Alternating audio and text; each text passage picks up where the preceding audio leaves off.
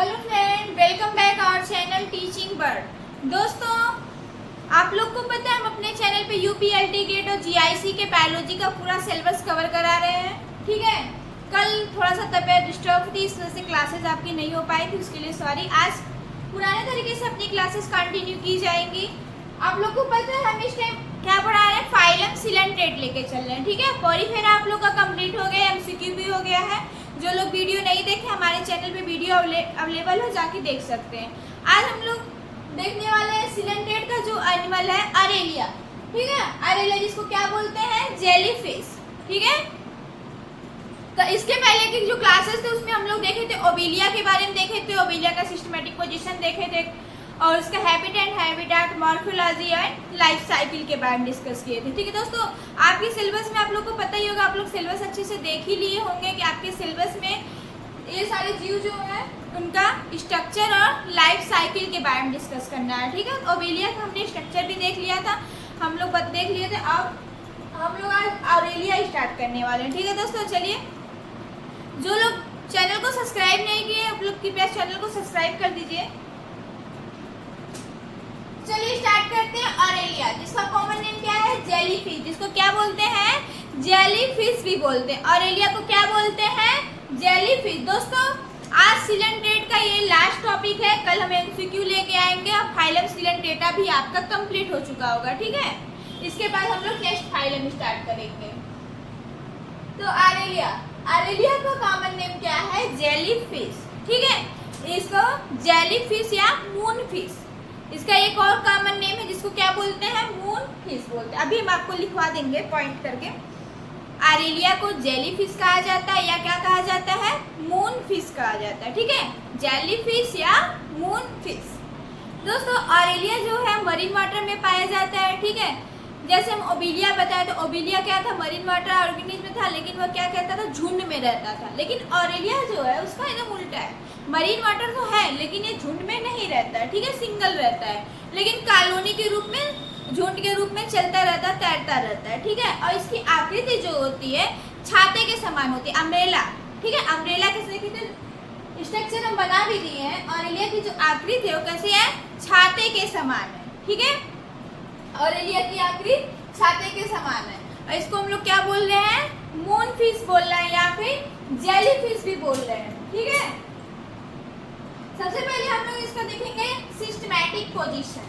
ठीक है, systematic position दोस्तों इसलिए बता देता है, अगर आप लोगों को पेपर में अगर ये क्वेश्चन आ जाता है कि मान लीजिए अरेलिया है, अरेलिया कौन से ऑर्डर से बिलोंग करता है, कौन से फैमिली से बिलोंग करता है, इसीलिए हम साथ में सिस्टमैटिक पोजीशन में कोई पॉइंट आपका नहीं छूट रहा है। ठीक है, कोई पॉइंट नहीं छूट रहा है, ताकि आपको कहीं से भी अगर क्वेश्चन किसी भी लेवल का बनता है, कहीं से भी पेपर में आपको फंसाया जाता है, तो आपका सारा क्वेश्चन यहाँ सॉल्व हो जाए। बस आप लोग धैर्यपूर्वक क्लासेस देखते जाइए। ठीक है, तो चलिए स्टार्ट करते हैं। Systematic position, phylum Coelenterata. ठीक है, फाइलम सिलेंट्रेटा, इसका न्यू नाम क्या है, नाइडेरिया। ठीक है, फाइलम सिलेंट्रेटा से बिलोंग करता है। Class Scyphozoa, order Semaeostomeae, order Semaeostomeae, family Ulmaridae, family Ulmaridae, genus Aurelia, और स्पीसीज ऑरेटा। जो हम लोग आज स्पीसीज के बारे में डिस्कशन करने वाले हैं, जिसका सुटेबल होता है स्टडी करना, वो कौन सी स्पीसीज है, ऑरेटा। ठीक है, ऑरेटा फाइलम सिलेंट्रेट से बिलोंग करता है। अरेलिया जो, आप लोग ओबेलिया और अरेलिया में कंफ्यूज मत होइएगा। ठीक है, अरेलिया को जेलीफिश बोला जाता है। ठीक है, और हाँ, ओबेलिया का जैसे मेडुसा फॉर्म ओबेलिया में हम बताया था, आप लोग जो क्लासेस देखे होंगे, जो लोग क्लासेस प्रीवियस वाला क्लासेस जो देखे होंगे उनको पता होगा कि ओबेलिया में हम बताए थे कि ओबेलिया में पॉलीफॉर्म भी होता है और मेडुसा फॉर्म भी होता है। तो ओबेलिया का जो मेडुसा फॉर्म था वो कैसा दिखता था, अरेलिया की तरह दिखता था, मतलब वो भी छत्ते के समान था। ठीक है, वो ओबेलिया का जो मेडुसा फॉर्म है वैसे ही जो होता है अरेलिया का स्ट्रक्चर होता है। ठीक है, अरेलिया का स्ट्रक्चर होता है। और एक चीज हम डिवाइस करवा दे रहे हैं, ओबेलिया बताए थे पॉलीफॉर्म और मेडुसा फॉर्म दोनों पाई जाती थी। ठीक है, ओबेलिया में पॉली मेडुसा दोनों अवस्था पाई जाती थी।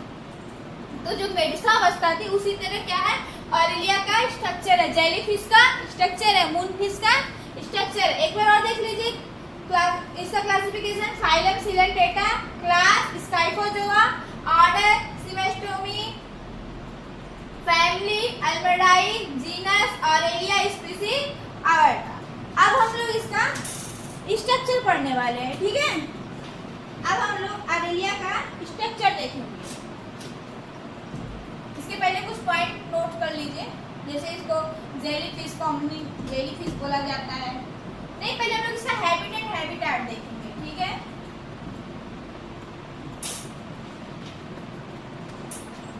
पहले नोट्स करके लिखिए, आप पॉइंट लिखिए।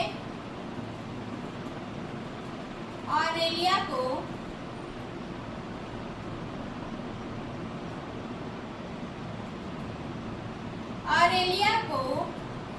मूनफिश मतलब चंद्रमा फिश। चंद्रमा फिश क्यों बोला जाता है? देखिए इसकी आकृति जो है देखिए मून की तरह है ना, अर्धचंद्राकार है, इसीलिए इसको मूनफिश बोला जाता है। और इसका जो कलर भी होता है वो भी वाइट, हल्की वाइटिश होता है, ठीक है। इसलिए इसके अंदर देखने में लगता है एकदम चंद्रमा है, अर्धचंद्रमा है। ऑरेलिया को मूनफिश भी कहा जाता है।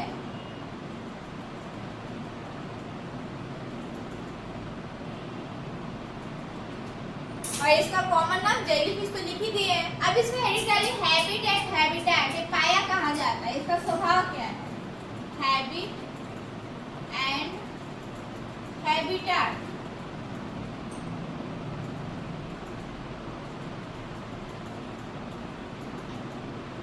हेडिटरी हैबिट एंड हैबिटेट। अभी हम बताए हैं कि ऑरेलिया जो है वो समुद्र में रहता है और सिंगल रहता है, ठीक है।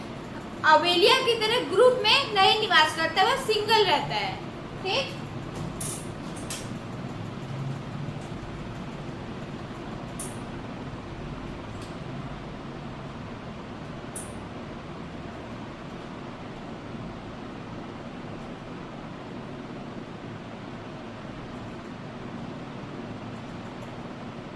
इसमें लिखिए ऑरेलिया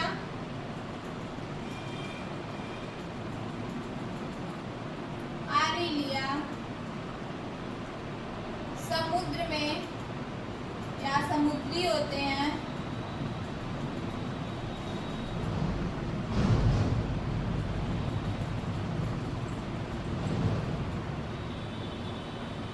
जो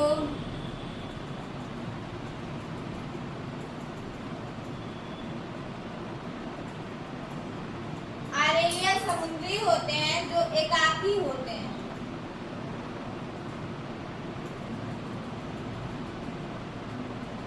एकाकी होते हैं। एकाकी करने के बाद मतलब क्या है? सॉलिटरी। इंग्लिश में भी लिख देते हैं।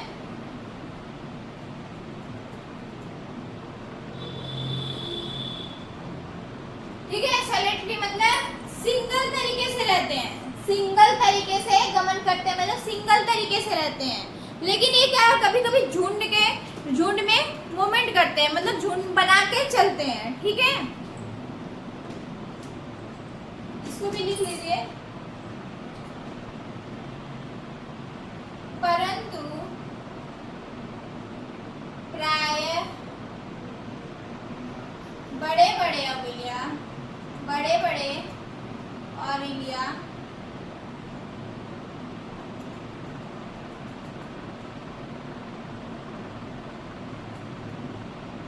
परंतु प्राय बड़े बड़े ऑरेलिया झुंडों में, या ऐसे लिखिए बड़े बड़े, परंतु प्राय बड़े बड़े झुंडों में, परंतु प्राय बड़े बड़े झुंडों में समुद्र की सतह पर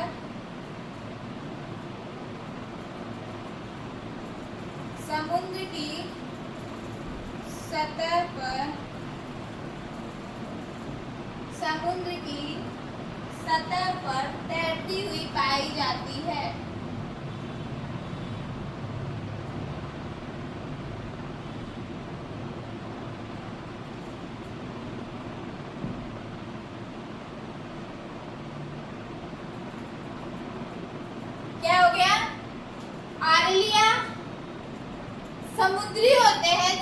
एकाकी होते हैं। एकाकी करने का मतलब क्या है, वो सिंगल फॉर्म में रहते हैं, मतलब अकेले रहते हैं, ठीक है। जिसको क्या बोला गया है, मून फिश बोला गया है या जेली फिश बोला गया है या मून जेली बोला जाता है, ठीक है। जेली फिश या मून जेली, मून जेली या जेली फिश, ठीक, या मून।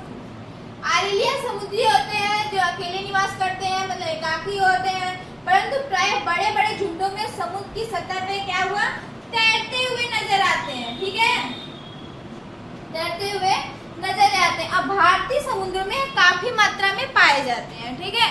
इंडियन का जो ओशियन है, इंडियन का जो समुद्र है, ऑरेलिया वहाँ पे बहुत अधिक मात्रा में पाया जाता है, ठीक। ये हैबिटेट लिख लीजिए, फिर इसके बाद हम लोग इसका स्ट्रक्चर स्टार्ट करेंगे, ठीक। आपके सिलेबस में जो दिया गया है स्ट्रक्चर बताना है और इसका लाइफ साइकिल के बारे में डिस्कशन करना, उसी को एकदम फोकस करके चलना है, ठीक है दोस्तों। ये नहीं कि हम इधर उधर भटकते रहे, सिर्फ उसका जितना सिलेबस में दिया उतना ही पढ़िए, इससे एग्जाम आपका निकल जाएगा। आपको एकदम इसीलिए सिलेबस दिया जाता है, हर एग्जाम का एक एक सिलेबस दिया जाता है ताकि आपको सिलेबस के अनुसार बच्चे उससे स्टडी कर सके। लेकिन बच्चे क्या करते हैं, पूरा ऑरेलिया स्टार के उसमें घूमते रहेंगे। अरे क्या है भाई, सिलेबस दिया हुआ तो उसको टारगेट करके पढ़िए ना, उतना डेडिकेशन के साथ पढ़िए। आप पहले सिलेबस ही कंप्लीट कर लीजिए, क्यों नहीं निकलेगा एग्जाम। तो चलिए ठीक है, हो गया हैबिटेट इरेज मारो। अब हम लोग इसका स्ट्रक्चर देखेंगे। अब ऑरेलिया का स्ट्रक्चर देखिए।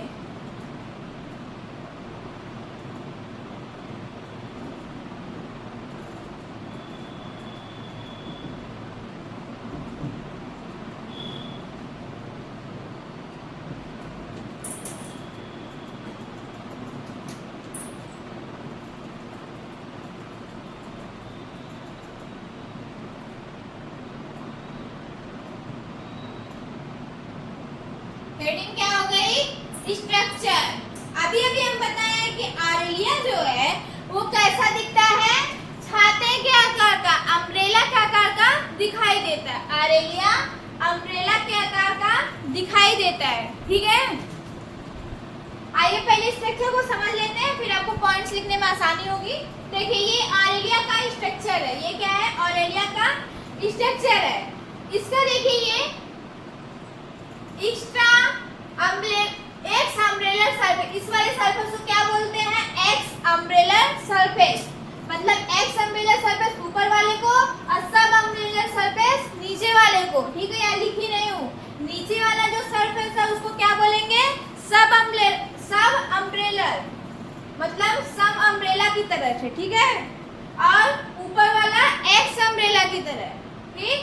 ऊपर वाला जो होता है वो कॉन्वेक्स होता है, मतलब उत्तल लेंस की तरह दिखाई देता है। देखिए उत्तल लेंस की तरह है ना, ऊपर वाला जो है उत्तल लेंस की तरह दिखाई देता है। और नीचे वाला जो सरफेस है वो कैसा दिखाई देता है, अवतल लेंस की तरह, ठीक है। कॉनकेव होता है, ऊपर वाला उत्तल लेंस की तरह, नीचे वाला कैसा, अवतल लेंस की तरह, ठीक है। ऊपर वाला कन्वेक्स की तरह दिखाई देता है, ऊपर वाला सरफेस जो होता है कन्वेक्स की तरह दिखाई देता है, नीचे वाला सरफेस जो होता है कॉनकेव की तरह दिखाई देता है, ठीक। और देखिए इसमें क्या पाया जाता है, गोनैड पाया जाता है। गोनैड क्या होता है, वो सेक्स ऑर्गन होता है, ठीक है। गोनैड सेक्स ऑर्गन होता है। गोनैड की आकृति कैसी होती है, घोड़े की नाल के समान, ठीक है। इसमें घोड़े की नाल के समान गोनैड पाया जाता है। इसमें देखिए ये गोनैड है ना, ये देखिए कैसा इसकी आकृति है, घोड़े की नाल की समान, ऐसे ना, घोड़े का नाल ऐसे होता है, तो घोड़े की नाल के समान इसमें गोनैड पाया जाता है, जिसका कलर क्या होता है, हल्का पिंकी होता है, हल्का पिंक होता है, ठीक है, हल्का पिंकिश होता है।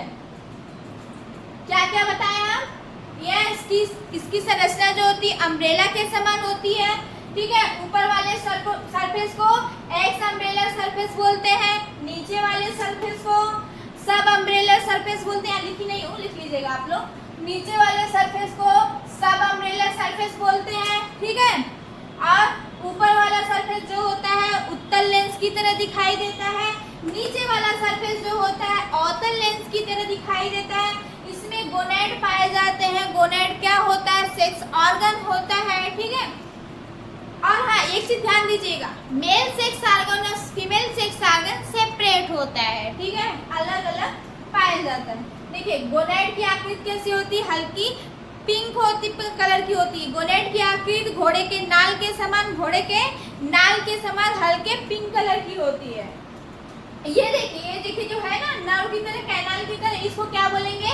रेडियल कैनाल, ठीक है, इसको क्या बोल रहे हैं? Radial canal. और इसके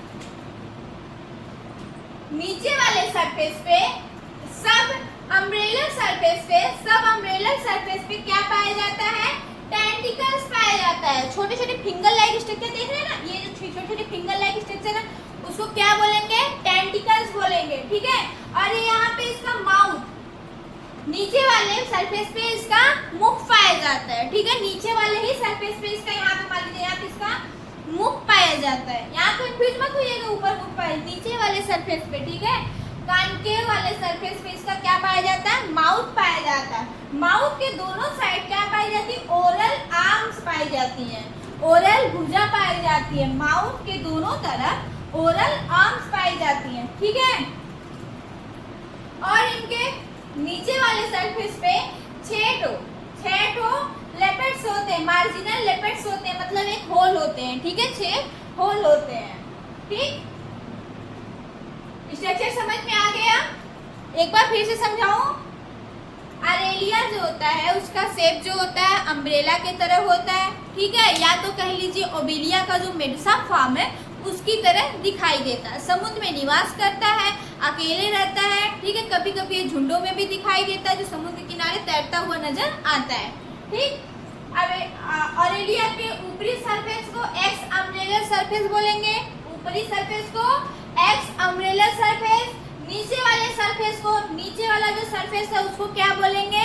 सब अम्ब्रेलर सरफेस, सब अम्ब्रेलर सरफेस। ऊपर वाला जो सरफेस है कॉन्वेक्स की तरह दिखाई देता है, मतलब उत्तल लेंस की तरह। उत्तल लेंस ऐसे होता है ना, ऐसे अर्धचंद्राकार उत्तल लेंस, ठीक है। और नीचे वाला जो सरफेस है वो कैसा दिखाई देता है? अवतल लेंस की तरह, कॉनकेव की तरह, यहाँ लिखे नहीं है।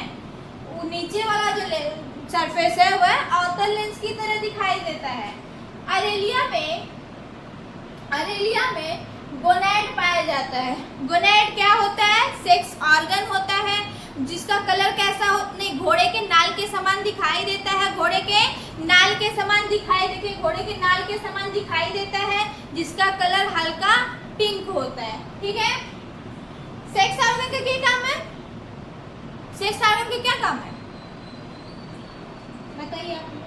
इससे मेल स्पर्म रिलीज होगा, फीमेल ओवा, ठीक है, स्पर्म ओवा का फॉर्मेशन करना और मैच्योर होने के बाद रिलीज करना। फिर यहाँ पे रेडियल कैनाल पाई जाती है, देखिए छोटी छोटी कैनाल है जो, उसको क्या बोलेंगे? रेडियल कैनाल पाई जाएगी। नीचे वाले सरफेस पे टेंटिकल्स पाई जाती है, ठीक है, जो उनके मूवमेंट में हेल्प करती है। नीचे वाले सरफेस पे टेंटिकल्स पाई जाती है। बीच में जो होता है माउथ पाया जाता है, माउथ के दोनों तरफ ओरल आर्म्स पाई जाती है, माउथ के दोनों तरफ ओरल आर्म्स पाई जाती है। इन आर्म्स का क्या काम है? शिकार को पकड़ना, ठीक है। फिर इसके नीचे वाले सरफेस पे 6 होल होता है, होल लाइक स्ट्रक्चर से क्या बोलते हैं? लेपेट्स बोलते हैं, मार्जिनल लेपेट्स बोलते हैं। ये रहा पूरा अरेलिया का स्ट्रक्चर। और एक चीज, ये डिप्लोब्लास्टिक होता है, ठीक है। पहली परत जो होती है एपिडर्मिस और दूसरी परत को एंडोडर्मिस या गैस्ट्रोडर्मिस बोला जाता है। ये वाला आपको सिम्टम्स हम बताए थे जब हम फाइलम सिलेंटेट स्टार्ट किए थे, तभी बता दिए थे कि फाइलम सिलेंटेट के जो जीव होते हैं डिप्लोब्लास्टिक होते हैं, ठीक है। हो गया, अब पॉइंट लिखवाओ, चलिए।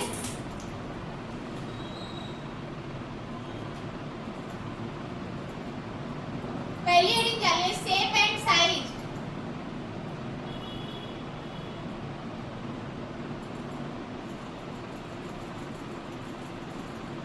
Shape and size. आरेलिया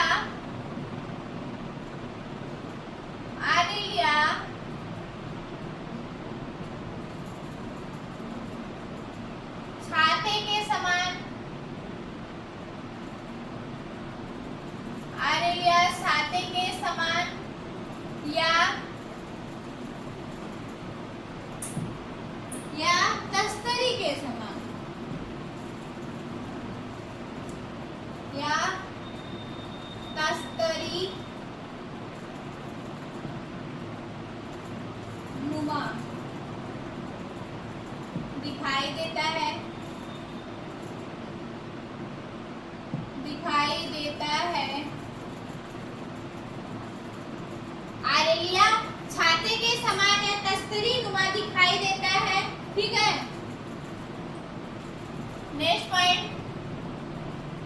जिसका व्यास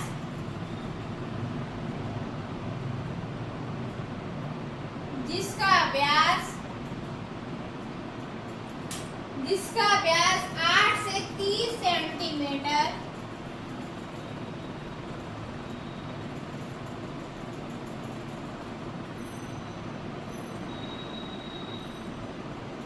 तक का होता है, जिसका व्यास 8 से 30 सेंटीमीटर तक का होता है,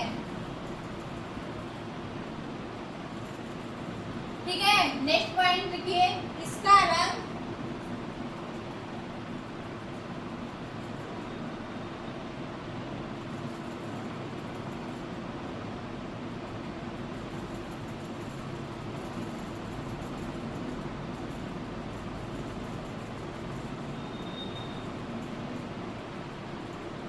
हल्का तथा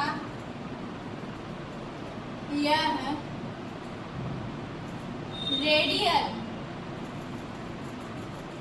रेडियल सिमेट्री मतलब आरी सममिति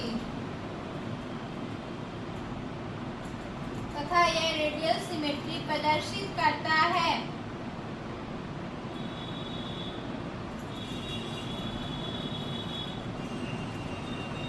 रेडियल सिमेट्री समझ में आ रहा है ना? रेडियल सिमेट्री किसको बोलते हैं? मतलब उसकी बॉडी से कहीं से भी उसको डिवाइड किया जाए, दोनों पार्ट जो होते हैं इक्वली डिवाइड होंगे, ठीक है। प्रीवियस क्लासेस में बताए थे। ये हो गया शेप एंड साइज। आरेलिया जैसा दिखाई देता है, छाते के समान या तस्तरी नुमा दिखाई देता है, जिसका व्यास 8 से 30 सेंटीमीटर तक का होता है। इसका रंग हल्का तथा यह रेडियल सिमेट्री प्रदर्शित करता है। नेक्स्ट पॉइंट लिखिए,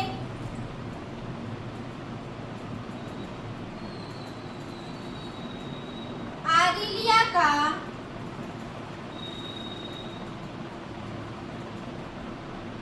ऊपरी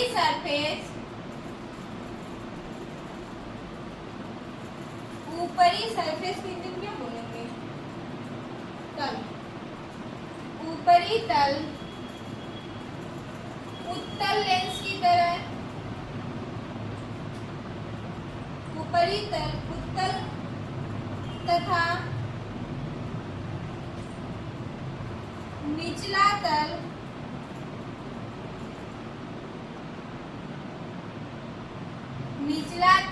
अवतल की तरह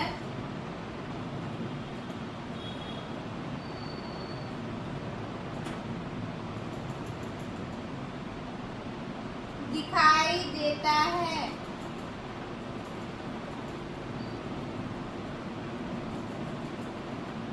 फिगर लिख लीजिए, आरेलिया छाते के समान या कस्तूरी नुमा दिखाई दे, जिसका व्यास 8 से 30 सेंटीमीटर तक का होता है, जिसका रंग हल्का तथा रेडियल सिमेट्री प्रदर्शित करता है। आरेलिया का ऊपरी तल उत्तल और निचला तल अवतल की तरह दिखाई देता है। ऊपरी तल उत्तल तथा निचला तल अवतल की तरह दिखाई देता है। लिखिए फिर इरेज मारूं।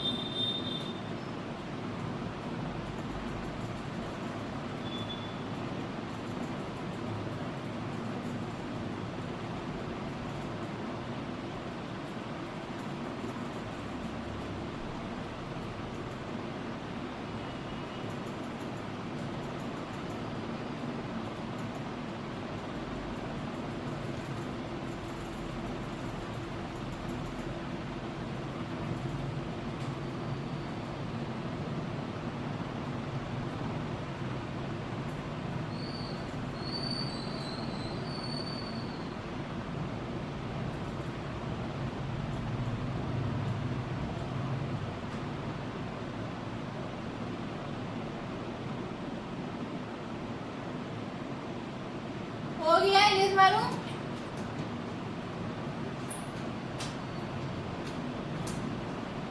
सारे पॉइंट समझ में आ गए होंगे ना फिगर समझाने के बाद। इसीलिए पहले मैं फिगर समझा देती, पहले लिखवाती नहीं, पहले फिगर समझा देता कि बच्चे अपने से लिख लें। और सब चीज का फिगर इसलिए दिया जाता है क्योंकि आपको मेंस भी देना है। ठीक है दोस्तों, यहीं पे प्री और मेंस की साथ में तैयारी करते चलिए, नहीं था पहले प्री निकाल लेंगे तो मेंस करेंगे। नेक्स्ट हेडिंग डाल लीजिए माउथ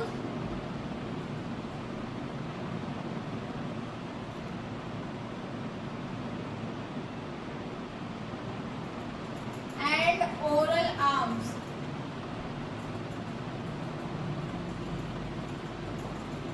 नेक्स्ट हेडिंग क्या हो गया, माउथ एंड ओरल आर्म्स।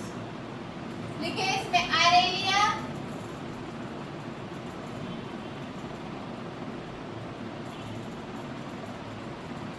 आरेलिया के सब अम्ब्रेलर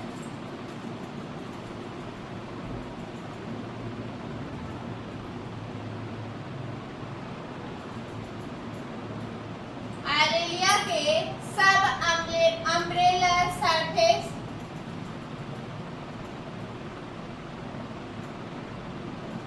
के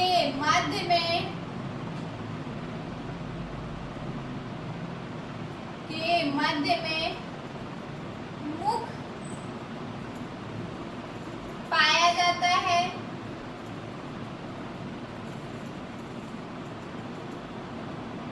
मुख पाया जाता है जिसके दोनों तरफ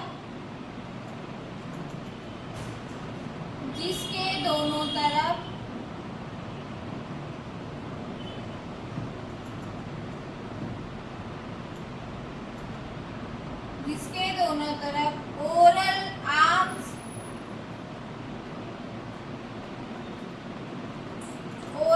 आर्म्स पाई जाती है।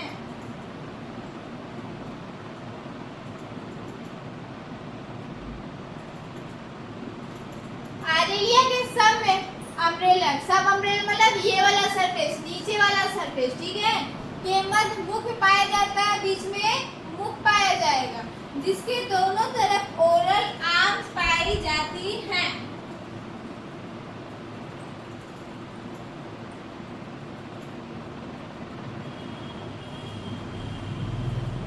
हो गया, मुख कहाँ पाया जाएगा समझ में आ गया। नेक्स्ट हेडिंग डाल दीजिए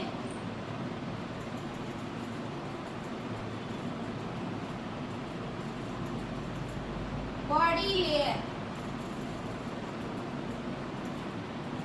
आरेलिया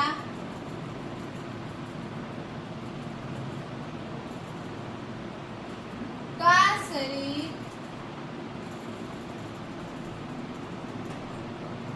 द्विस्तरीय, आरेलिया का शरीर द्विस्तरीय होता है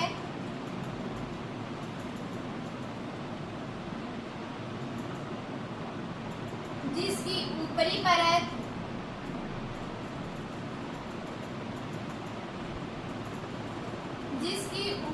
परत एपिडर्मिस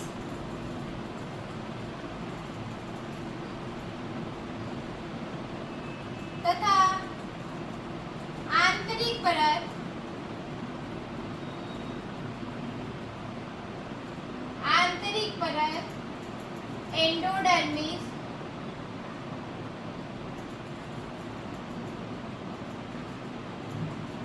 एंडोडर्मिस या गैस्ट्रोडर्मिस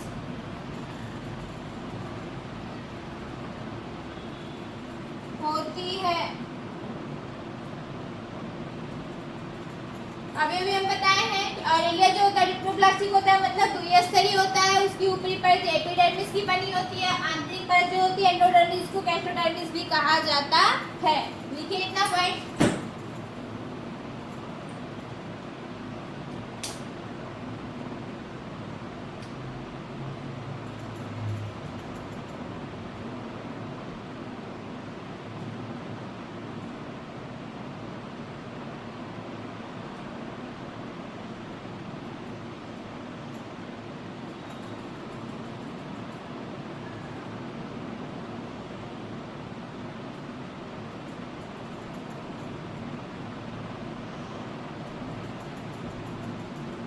हो गया,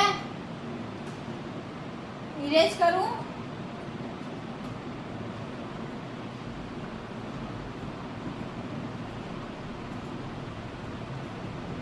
नेक्स्ट हेडिंग डालिए गोनैड।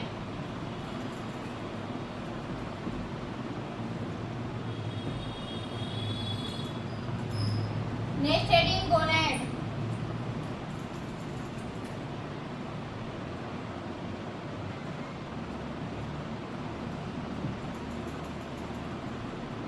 इसमें देखिए आरेलिया,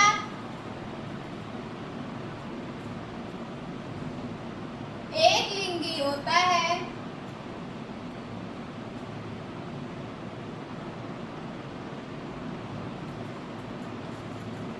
आरेलिया एक लिंगी होता है। एक लिंगी का मतलब मेल सेक्स और female sex organ are separated. एक लिंगी होता है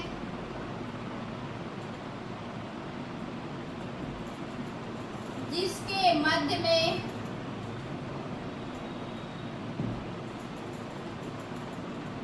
घोड़े के नाल के आकार का, घोड़े के नाल के आकार का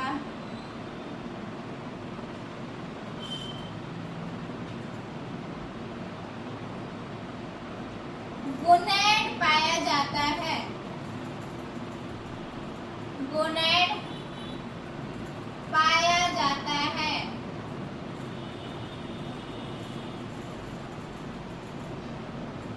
जिसका रंग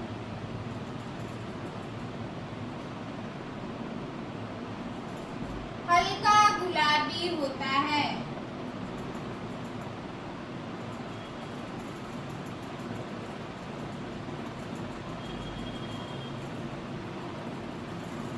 ठीक है, आरेलिया एक लिंगी होता है जिसके मध्य में घोड़े की नाल के आकार का, देखिए घोड़े का नाल के आकार का है ना, घोड़े के नाल के आकार के गोनैड पाए जाते हैं जिसका रंग हल्का गुलाबी होता है। या गोनैड को अगर हिंदी में लिखना है तो इसको जनद बोलते हैं ना, जनद। लिखिए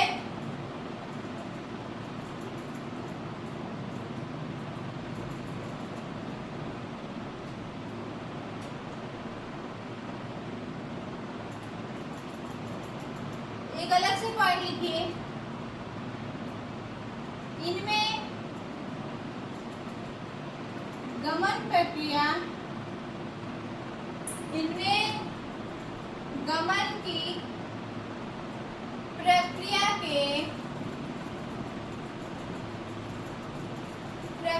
के संतुलन के लिए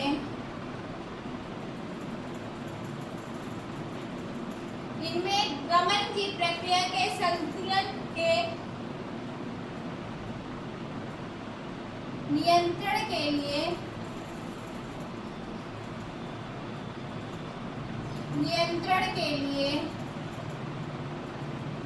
क्या पाई जाती है? नर्वस सिस्टम पाई जाती है, तंत्रिका जाल पाई जाती है। ठीक है, नियंत्रण के लिए तंत्रिका जाल पाई जाती है।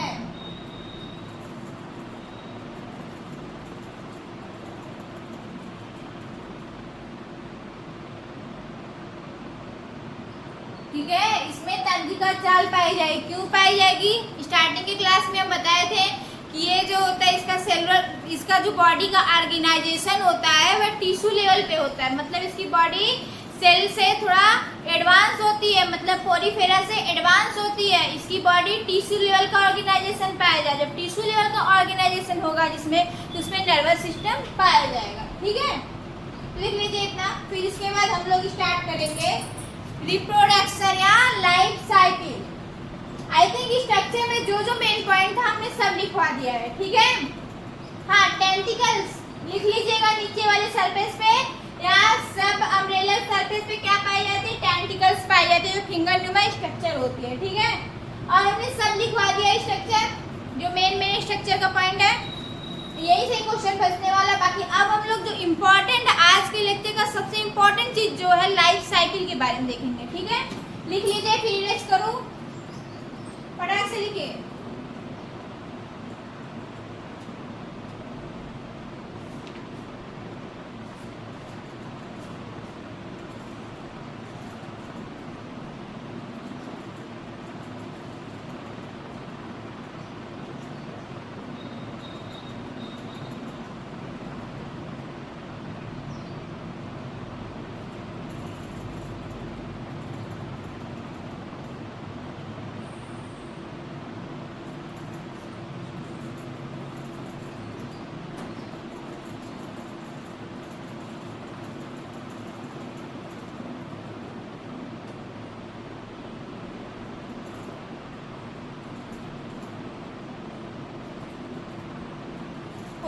इरेज करूं?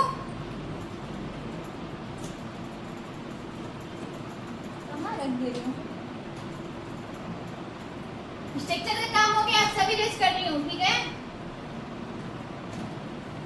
आपको पूरा टाइम दिया जा रहा है लिखने का, स्ट्रक्चर बनाने का, सब टाइम, इसीलिए क्योंकि साथ में आप लोग नोट्स तैयार करते चलिए। फिगर वगैरह इसमें पहले से बना के ला, ताकि आप लोग का टाइम की सेविंग की जा सके, ठीक है? फिगर बनाने में जो टाइम लगता है वो ना लगे।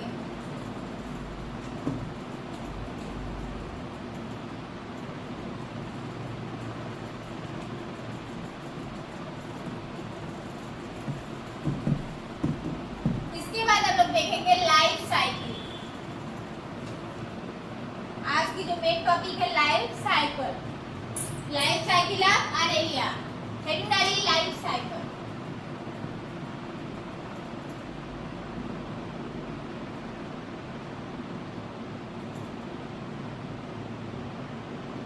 लाइफ साइकिल या रिप्रोडक्शन। तो दोस्तों अरेलिया में जो रिप्रोडक्शन होता है दो तरीके से पाया जाता है, सेक्सुअल और एसेक्सुअल, दोनों तरीके से पाया जाता है, ठीक है? इसकी एक ही लाइफ में, एक ही साइकिल में सेक्सुअल रिप्रोडक्शन भी होता है, एसेक्सुअल रिप्रोडक्शन भी होता है, ठीक है? पहले क्या होता है, इसमें सेक्सुअल रिप्रोडक्शन होता है। सेक्सुअल रिप्रोडक्शन कब होता है? सेक्सुअल रिप्रोडक्शन इसमें कैसे होता है? अभी आपको बताया कि अरेलिया जो होता है एक लिंगी होता है, ठीक है? यूनिसेक्सुअल होता है, मतलब male sex organ are separated and female sex organ are separated, ठीक? मेल सेक्स ऑर्गन अलग मेडुसा की बॉडी पे पाई जाएगी, अलग अरेलिया बॉडी पे पाई जाएगी, और फीमेल सेक्स ऑर्गन दूसरे अरेलिया बॉडी पे पाई जाएगी, ठीक है? क्या होता है, जब मेल अरेलिया मैच्योर हो जाती है, मेल अरेलिया मैच्योर हो जाती है तो स्पर्म का सिक्रीशन करती है। मेल अरेलिया मैच्योर होने के बाद स्पर्म का सिक्रीशन करती है, जो जल में तैरता रहता है। फिर फीमेल अरेलिया जब मैच्योर होती है वह ओवा का सिक्रेट करती है, तो स्पर्म और ओवा दोनों जाके मिलते हैं, उस स्टेज को क्या बोलते हैं, फर्टिलाइजेशन। जब स्पर्म और ओवा का फ्यूजन होता है तो वो स्टेज क्या कहलाता है, फर्टिलाइजेशन होता है, ठीक है? फर्टिलाइजेशन के बाद टू सेल स्टेज बनती है। इसकी कुछ लाइफ साइकिल जो है उसकी तरह मिल रही है ओबेलिया की तरह, ठीक है? ओबेलिया में भी टू स्टेज फॉर्म हो रहा था, इसमें भी टू स्टेज फॉर्म होता है, ठीक है? क्लीवेज होगा तो टू स्टेज अवस्था बनेगी, उसकी सेल डिवाइड होके टू सेल बनाएगी, फिर टू सेल डिवाइड होके फोर सेल स्टेज बनाएगी, ठीक है? टू सेल डिवाइड होके फोर सेल स्टेज बनाएगी, फिर इसके बाद गेंद-नुमा स्ट्रक्चर बनेगा, जिसको क्या बोलेंगे, ब्लास्टुला बोलेंगे, जिसको क्या बोलेंगे, ब्लास्टुला बोलेंगे। ब्लास्टुला के बाद गास्टुला, इसमें गास्टुला भी बनता है, गास्टुला स्टेज भी आती है।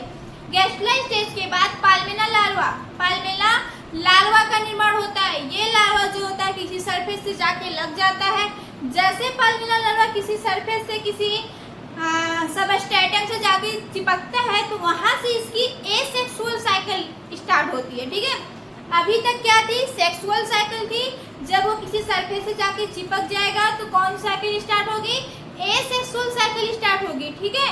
फिर वही लार्वा आगे डेवलप करता है और एक स्टेज इसमें आती है, कौन सी स्टेज आती है, स्काइफिस्टोमा, ठीक है? स्काइफिस्टोमा आती है। स्काइफिस्टोमा फिर आगे डेवलप करके फिर से मेडुसा फॉर्म का निर्माण कर देगा, ठीक है? आइए चलिए देखते हैं। इसका पहले हम फिगर बना दें कि आपको लिखवा दें? आई थिंक पहले फिगर बनाना चाहिए, फिगर बन जाएगा तो आप लोगों को फिर पढ़ने में आसानी होगी, ठीक है? पॉइंट्स लिखने में।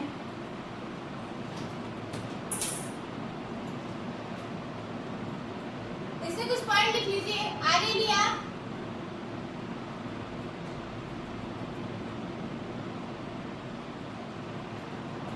एक लिंगी होता है।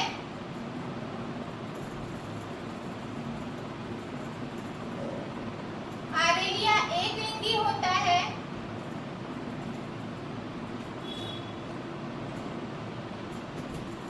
अर्थात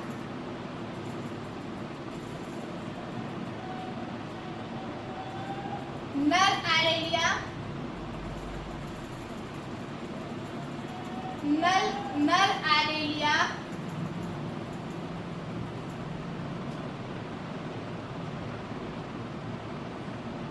और मादा अरेलिया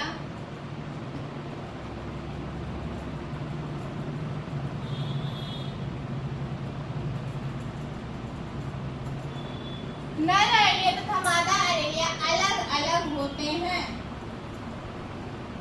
अलग अलग पाए जाते हैं।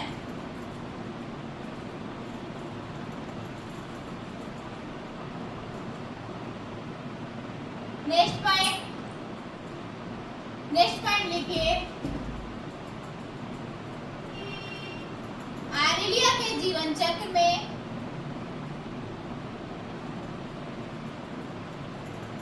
आरेलिया के जीवन चक्र में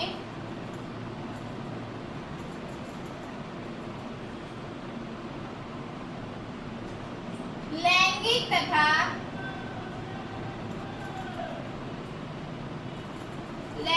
तथा अलैंगिक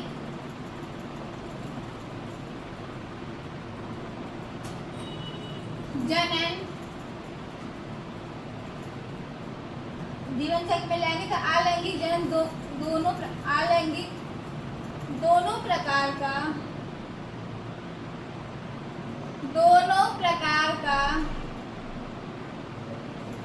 जनन पाया जाता है। आरेलिया के जीवन चक्र में लैंगिक तथा अलैंगिक दोनों प्रकार का जनन पाया जाता है।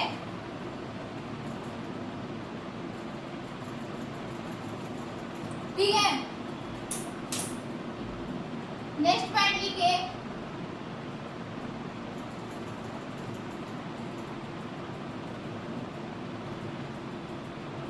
सोच रही हूँ पहले आप लोग को लिखवा देती हूँ, फिर से फिगर बनाऊं, लास्ट में फिगर से समझा दूंगी। ठीक है, पहले लिखवा दे रही हूँ सारे पॉइंट्स, फिर इसके बाद फिगर बनाऊंगी।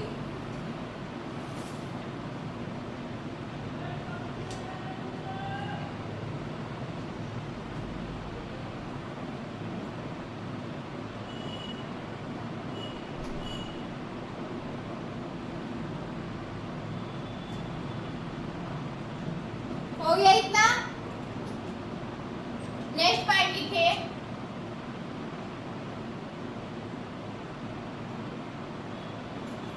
जब स्थिति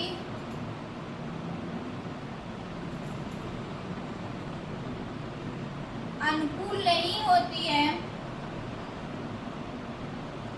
जब स्थिति अनुकूल नहीं होती है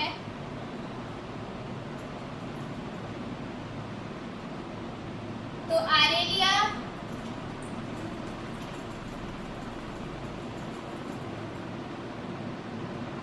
आरेलिया लैंगिक जनन करता है,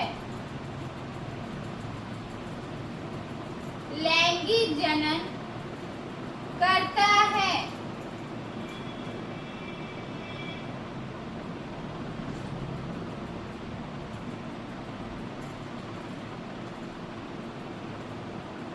और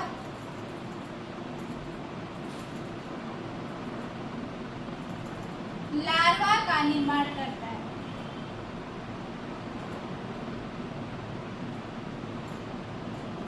और लार्वा का निर्माण करता है। यही लार्वा अनुकूल स्थिति आने पर, यही लार्वा अनुकूल स्थिति आने पर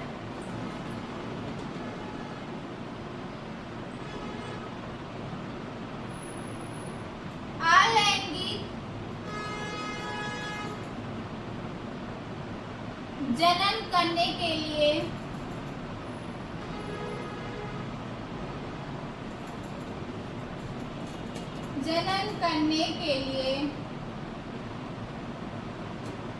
तैयार हो जाता है।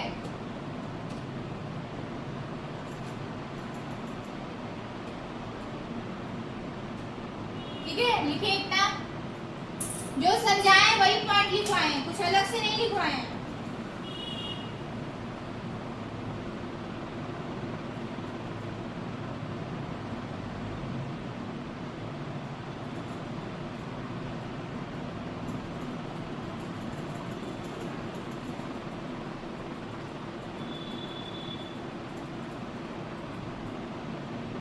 हो गया जनन, सेक्सुअल रिप्रोडक्शन, वेटरनरी है सेक्सुअल रिप्रोडक्शन। पहले लिखवा दे रही हूँ फिर फिगर बनवाऊंगी, ठीक है। पहले आप लोग नोट्स बना लीजिए फिर फिगर में समझा दूंगी।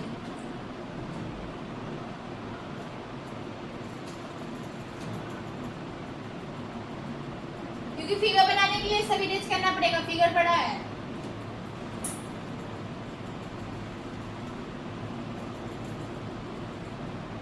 थोड़ा थोड़ा पॉइंट सब में लिखवा दे रहे हैं। क्लीवेज होता है, कहाँ ब्लड बनता है, कहाँ पैरनल लार्वा बनता है, 5 से 2 सेल स्टेज पाई जाती है, सब लिख लीजिए। हेडिंग डालिए लैंगिक जनन।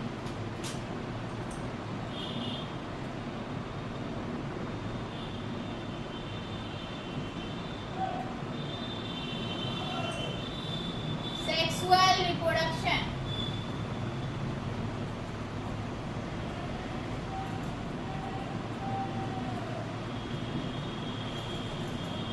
लैंगिक जनन या सेक्सुअल रिप्रोडक्शन। सेक्सुअल रिप्रोडक्शन में सबसे पहले क्या होता है, स्पर्म और ओवा का निर्माण। पहली हेडिंग क्या लिखेंगे, स्पर्म में अंडे का निर्माण।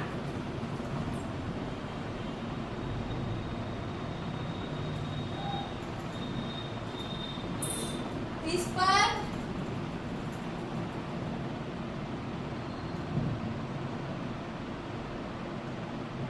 और अंडे का निर्माण। हेडिंग इसलिए छोटी छोटी लिखवाएंगे ताकि आपको सारी प्रोसेस पता रहे, एकदम इजी करके लाइफ साइकिल बताने वाली हूँ, ठीक है।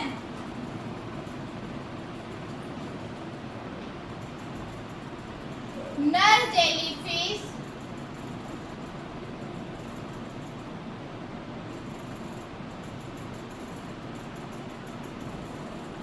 स्पर्म तथा मादा जेलीफिश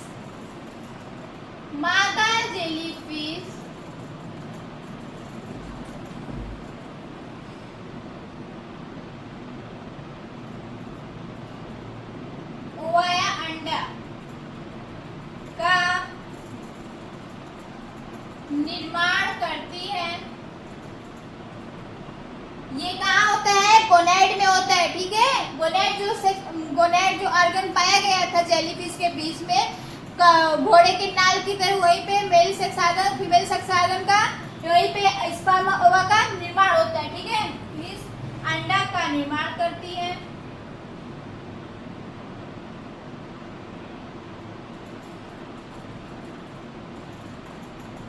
जब यह परिपक्व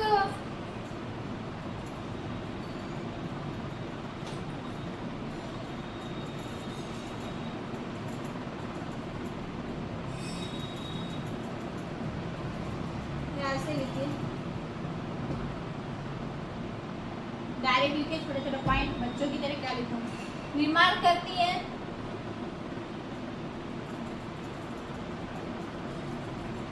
और परिपक्व होने के बाद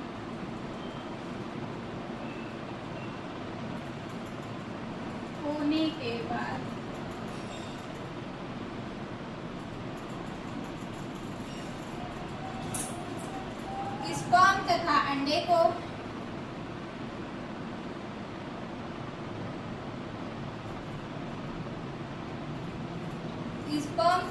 अंडे को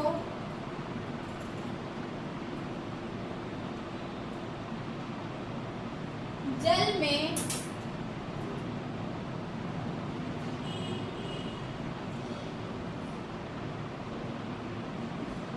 छोड़ देते हैं।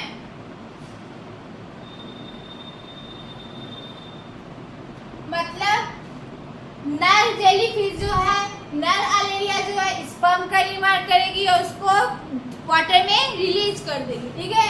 फिर फीमेल अरेलिया जो ओवा का निर्माण मतलब अंडा का निर्माण करेगी, वह भी बच्चे होने के बाद उसको अंडे को कहाँ करेगी, वाटर में रिलीज कर देगी, ठीक है। नेक्स्ट हेडिंग डाल दीजिए निषेचन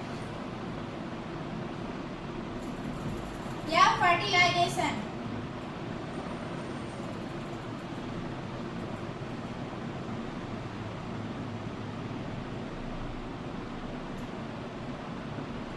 फर्टिलाइजेशन, निषेचन या फर्टिलाइजेशन। पानी में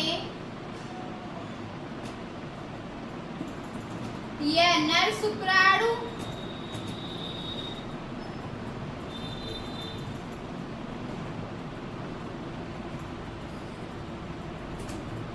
तथा मादा नर शुक्राणु तथा मादा यानी कि सीधे नर शुक्राणु तथा अंडा आपस में मिलते हैं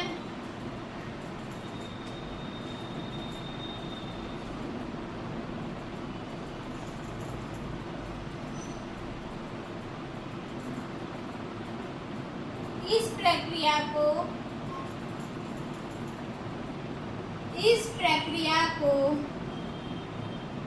निषेचन कहा जाता है। इस प्रक्रिया को निषेचन कहा जाता है।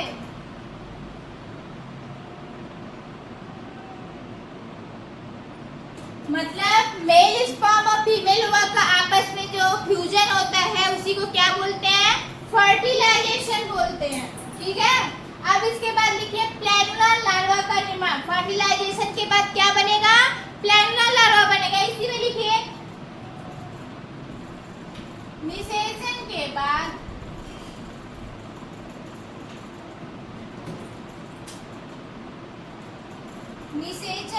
बाद कोशिका विभाजन करके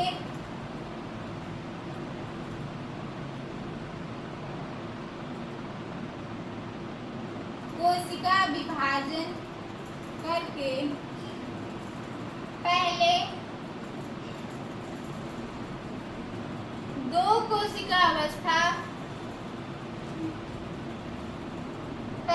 दो कोशिका अवस्था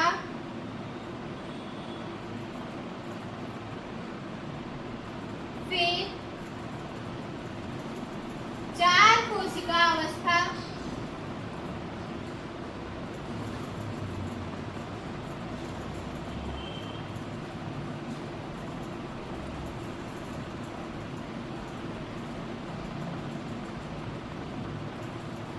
का निर्माण होता है।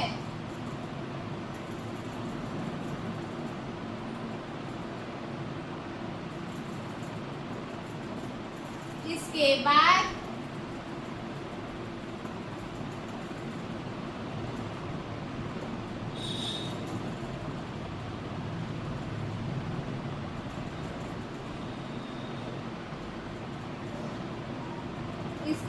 ज्यादा कोशिका विभाजन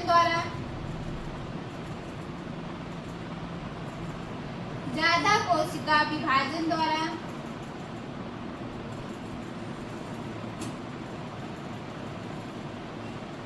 ब्लास्टुला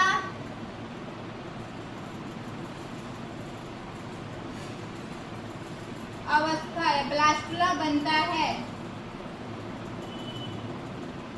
ठीक है, इसको भी लिखवा देते हैं इजी भाषा में, कोई किताबी लैंग्वेज नहीं है, अपनी भाषा है। जैसी भाषा में आप लोग पढ़ते हैं, जिस भाषा में बोलते हैं उसी भाषा में लिखवा रही हूँ। ठीक है, ताकि आप लोग को बर्डन ना लगे, कोई टफ ना लगे।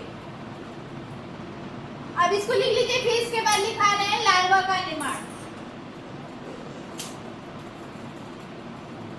हो गया, इरेज करूं?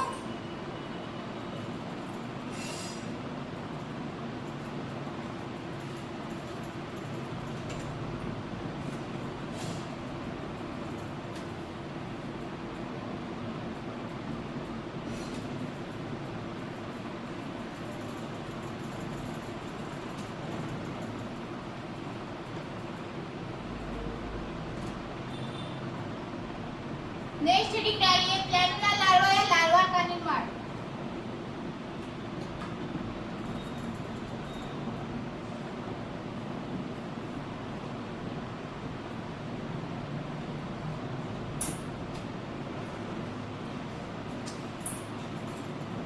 आई थिंक 4 होगी ना।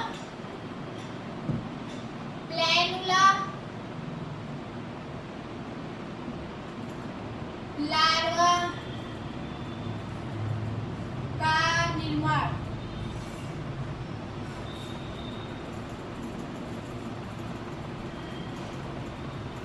प्लैनुला लार्वा का निर्माण, जब फर्टिलाइजेशन हो जाएगा, उसमें क्लीवेज हो जाएगा, ब्लास्टुला स्टेज बनेगी, फिर इसके बाद घोड़े की नाला की तरह की स्टेज बनेगी, इसको क्या बोलेंगे? गैस्टुला बोलेंगे। गैस्टुला में क्या होता है, जो ब्लास्टुला की सेल होती है वही थोड़ा सा मूवमेंट करके एक तो नाल बनाती है, मतलब ऐसी स्ट्रक्चर बनाती है, फिर लार्वा तो मतलब मार्फोलॉजी उसकी चेंज होते रहती है। प्लैनुला लार्वा में क्या लिखेंगे? निषेचन के बाद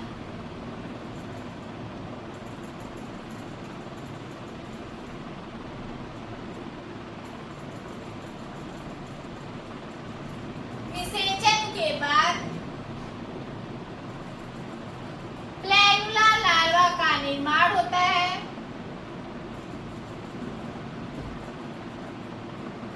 प्लैनुला लार्वा का निर्माण होता है।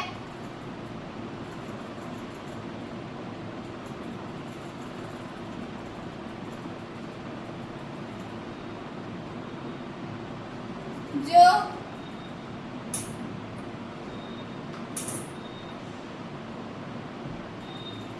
रोएदार तथा समुद्र में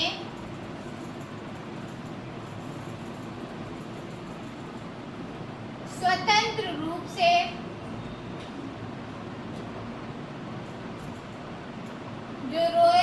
समुद्र में स्वतंत्र रूप से तैरता है। स्वतंत्र रूप से तैरता है। निषेचन के बाद प्लैनुला लार्वा का निर्माण होता है, जो रोएदार होते हैं और समुद्र में स्वतंत्र रूप से तैरता है।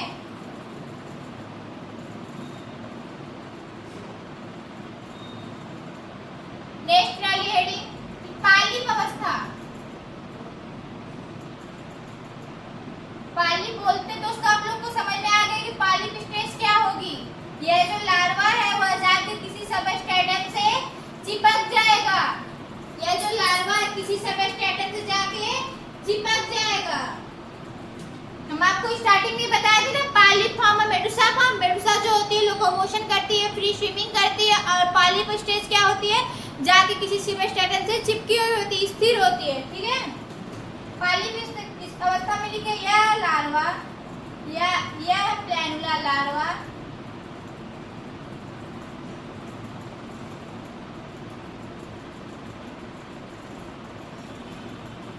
समुद्र में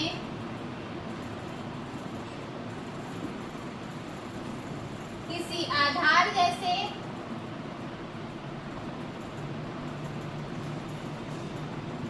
समुद्र में किसी आधार जैसे पत्थर चट्टानों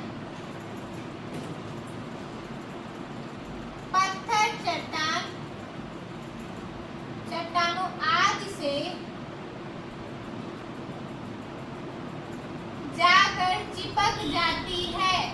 जाकर चिपक जाती है।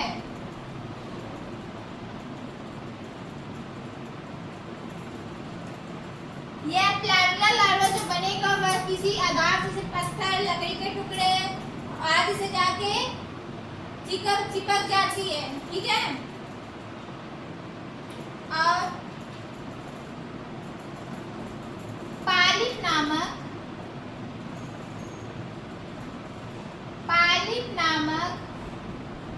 स्थिर अवस्था का निर्माण करती है। पालिप नामक स्थिर अवस्था का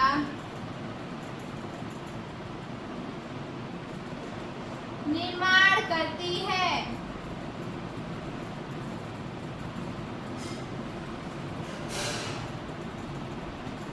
ठीक है, यह प्लैनुला लार्वा समुद्र के किसी आधार जैसे पत्थर, चट्टान आदि से जाके चिपक जाएगी और पालिप नामक स्थिर अवस्था का क्या करेगी, निर्माण करेगी। लिखे इतना। अब इसके बाद जो यहाँ तक सेक्सुअल रिप्रोडक्शन जो है यहीं तक कंप्लीट हो जाता है। इसके बाद जो लार्वा बन जाता है, लार्वा जो जाके पॉलिप स्टेज का निर्माण करता है, वह पॉलिप स्टेज जब बड़ा होके विकसित होके एसेक्सुअल मतलब अलैंगिक जनन करने के लिए तैयार हो जाता है। ठीक है, अभी फिगर में और अच्छे से आपको समझ में आ जाएगा। अभी देख लीजिए, लिखिए इतना।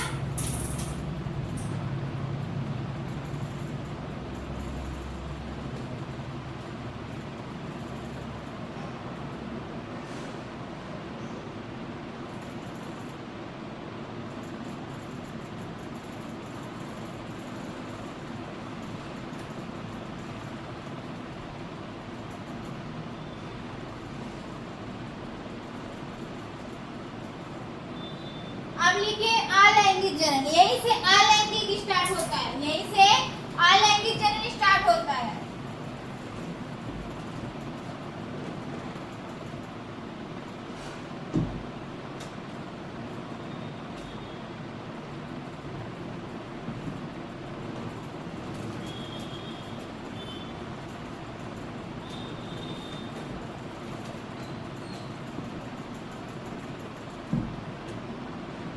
यहीं से अलैंगिक जनन स्टार्ट हो जाता है। लिख डालिए अलैंगिक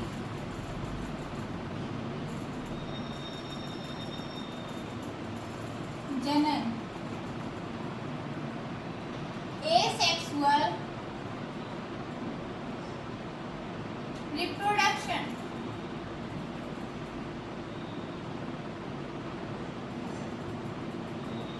अलैंगिक जनन, अलैंगिक जनन में सबसे पहले जो होता है वो जो पालिप बना था, पालिप सबस्ट्रेटम से जाके चिपका था, वह पालिप में क्या होगा, मल्टीप्लिकेशन होगा। ठीक है, हेडिंग डालिए पालिप का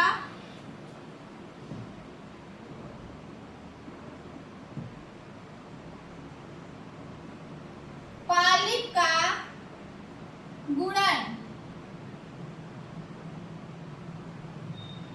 या मल्टीप्लिकेशन ऑफ पॉलिप या डिवीजन। ठीक है, इसमें क्या होगा, जो पॉलिप है, पॉलिप एक प्रकार से समुद्री एनिमल, सी एनिमल बनाया था ना फिगर प्रीवियस क्लासेस में, सी एनिमल की तरह दिखाई देगा और अपने आधार से अधिक, मतलब मान लीजिए सी एनिमल है,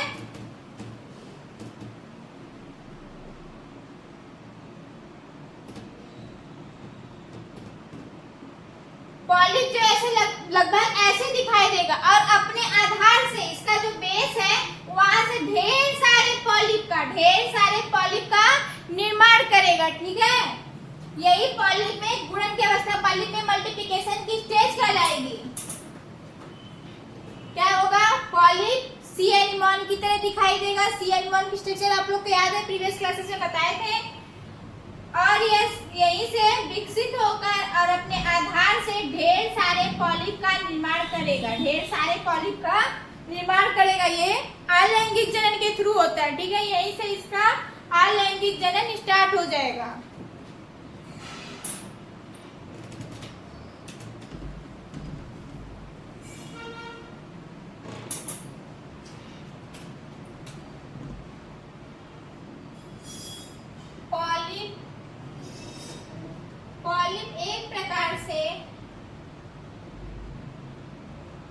पॉलिप एक प्रकार से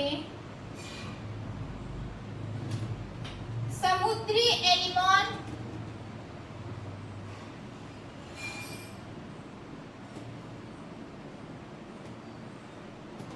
एनिमल की तरह दिखाई देगा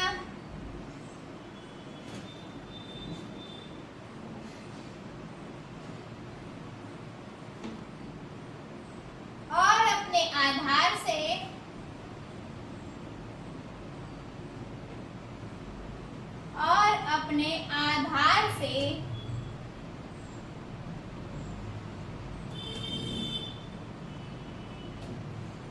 एक से अधिक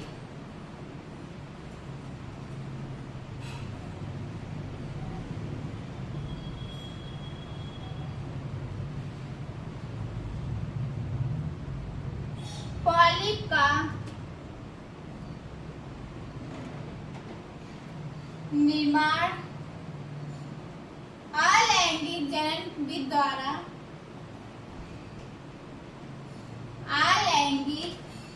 जनन विधि द्वारा करेगा।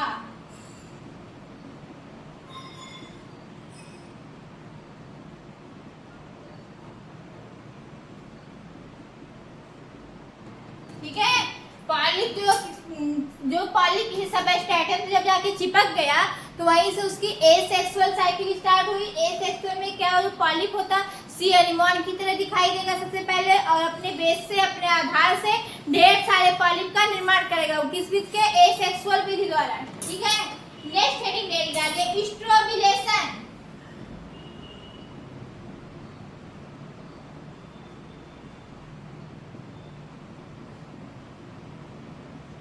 ये सारे पॉइंट याद रखिएगा क्योंकि यही से इंपॉर्टेंट। मान लीजिए स्ट्रोबिलेशन स्टेजेस पूछ दिया, स्ट्रोबिलेशन स्टेजेस क्या है, तो कौन से एनिमल में पाई जाती है, तो आप बता दीजिए किसमें? अरेलिया में। ठीक है,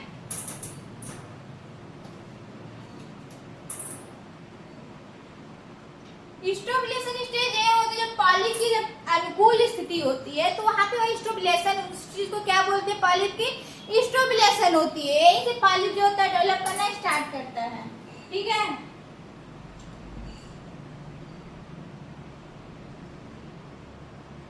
जब पॉलिप के लिए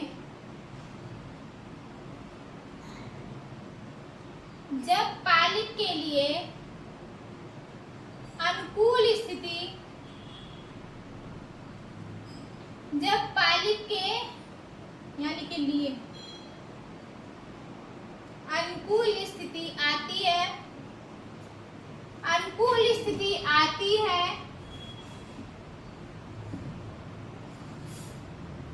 तो पॉलिप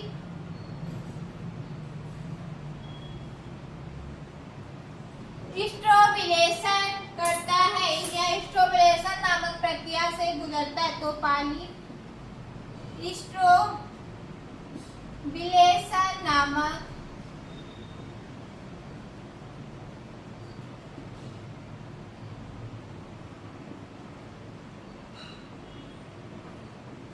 प्रक्रिया से गुजरता है।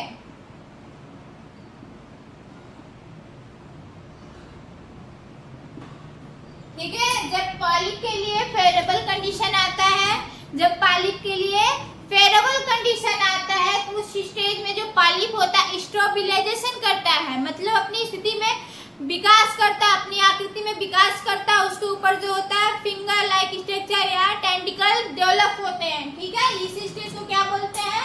स्ट्रोबिलेशन बोलते हैं। और जो बेस होता है वो किससे लगा होता है? वो किसी सबस्ट्रेटम से लगा हुआ होता है, ऐसे बनता है कुछ। ठीक है,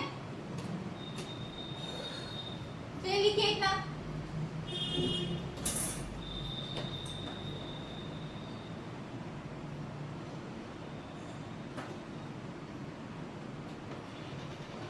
हो गया, इरेज करूं?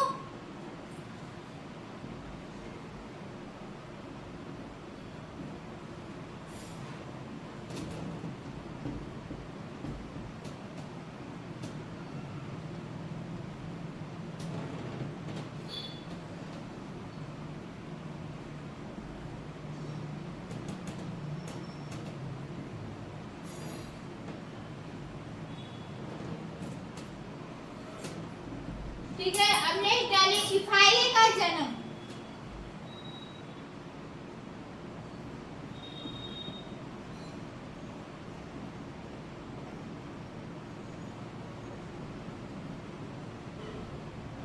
इफाइले का जन्म मतलब इफाइले का निर्माण। जब कोई पॉलिप का जो स्टेबलाइजेशन होता है, स्टेबलाइजेशन में क्या बोलते हैं? स्टेबलाइजेशन में पॉलिप के ऊपर ढेर सारे फिंगर लाइक, ढेर सारे मान लीजिए ऐसे स्ट्रक्चर बना देते हैं। अभी वैसे फिगर तो बनाएंगे ही, फिर आपको वहां पे ज्यादा क्लियर हो जाएगा।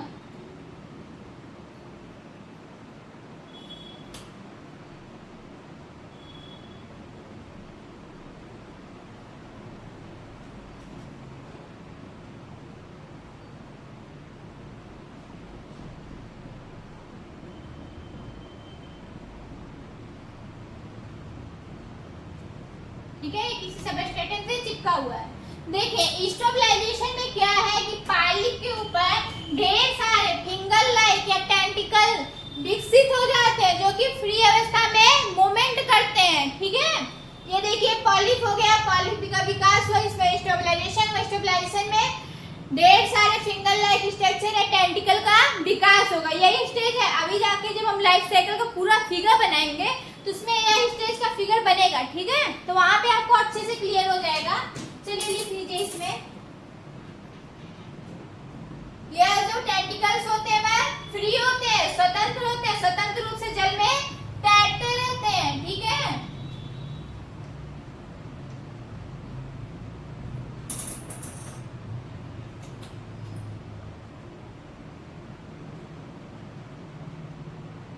स्ट्रोबिलेशन में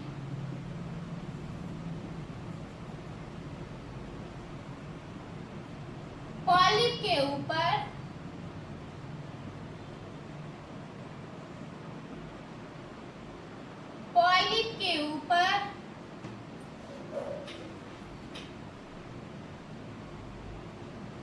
स्वतंत्र रूप से पॉलिप के ऊपर स्वतंत्र रूप से जल में तैरने वाले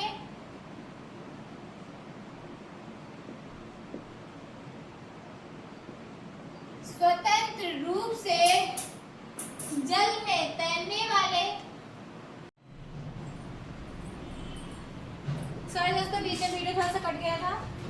देखिए फायदे का निर्माण के बाद क्या स्टेबलाइजेशन में पॉलिप के ऊपर स्वतंत्र रूप से जल में तैरने वाले धागेनुमा संरचना का विकास होता है। यह अनेक खंडों में विभाजित हो जाती है, जिसे क्या कहा जाता है, इफाइले कहा जाता है, ठीक है। आगे क्या है, मेडुसा का निर्माण। मेडुसा का निर्माण, यह इफाइले बड़े होकर किशोर जेलीफिश मेडुसा का निर्माण करते हैं।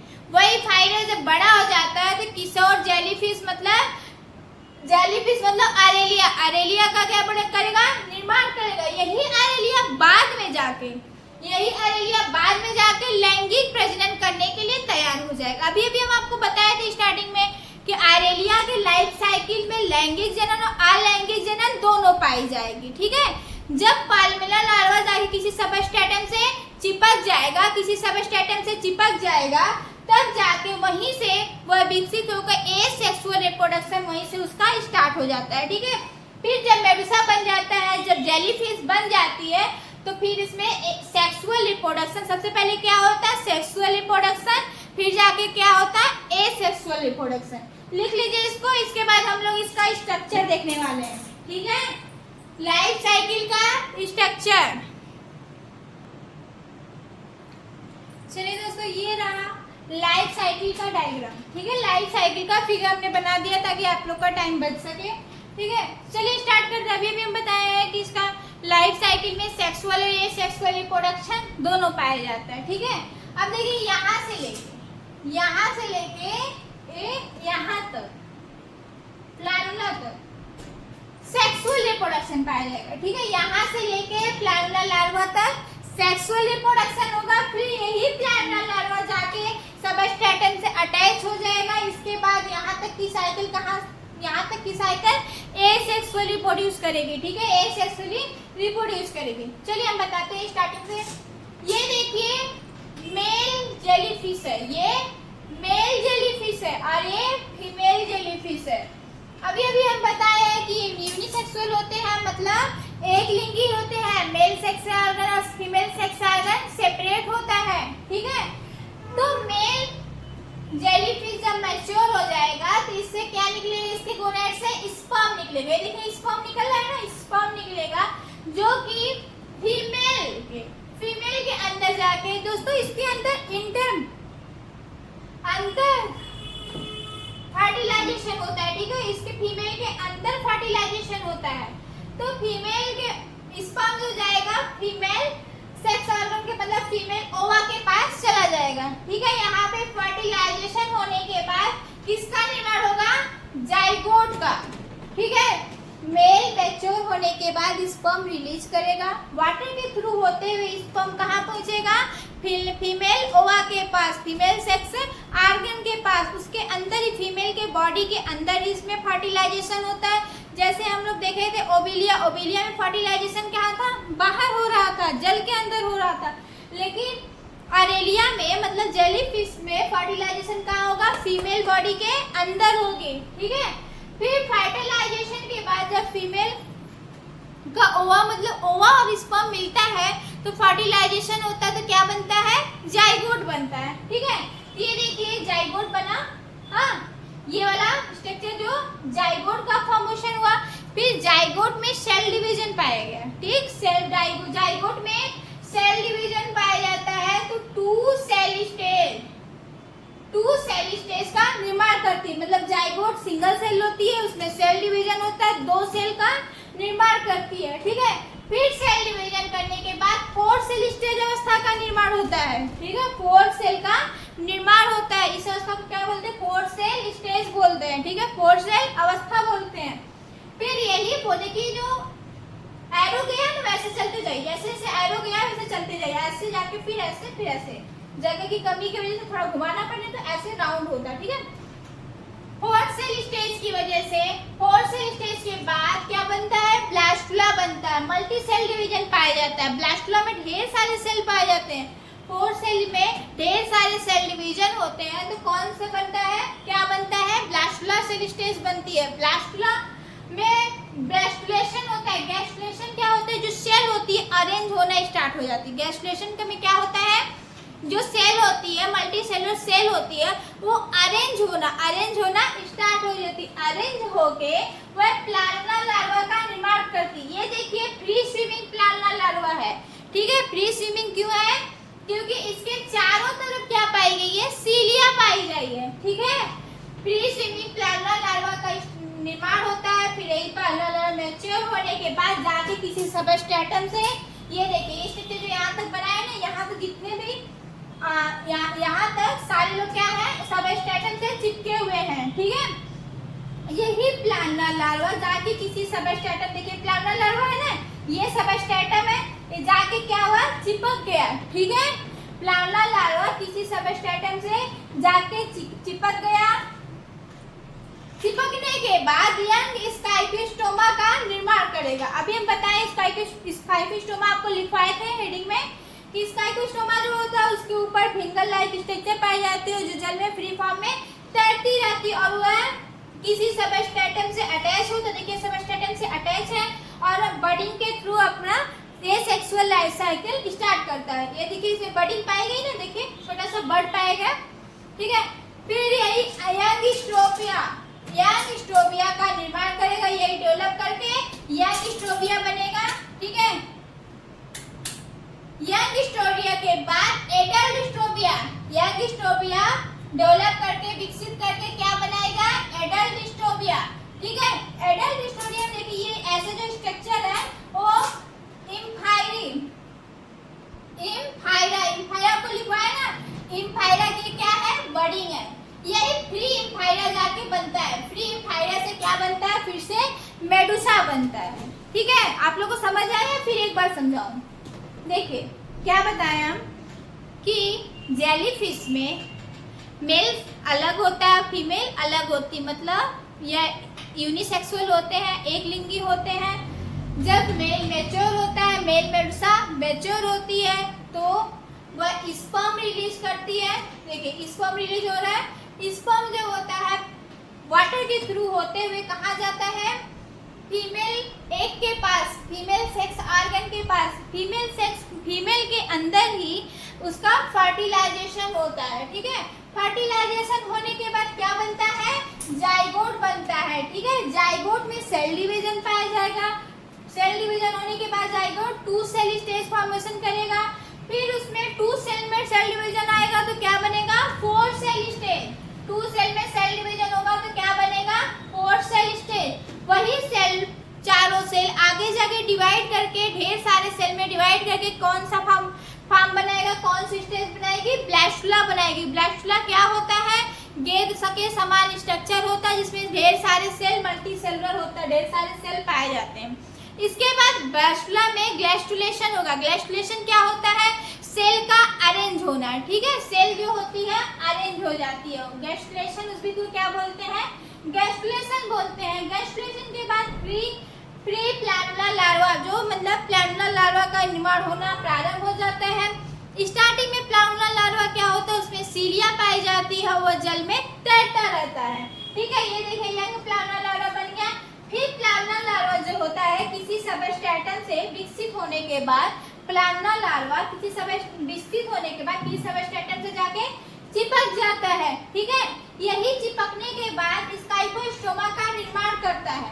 प्लाज्मा लार्वा सबस्ट्रेटम से चिपकने के बाद किसी आधार से, लकड़ी, पत्थर, चट्टान से चिपकने के बाद स्काइपोस्टोमा स्टेज का निर्माण करता है, यंग स्काइपोस्टोमा का निर्माण करता है। यह स्काइपोस्टोमा ये भी किसी सबस्ट्रेटम से लगी हुई होती है। एसेक्सुअल साइकिल यहीं से स्टार्ट होती है, यहाँ से क्या होती है, एसेक्सुअल साइकिल स्टार्ट हो जाती है, ठीक है।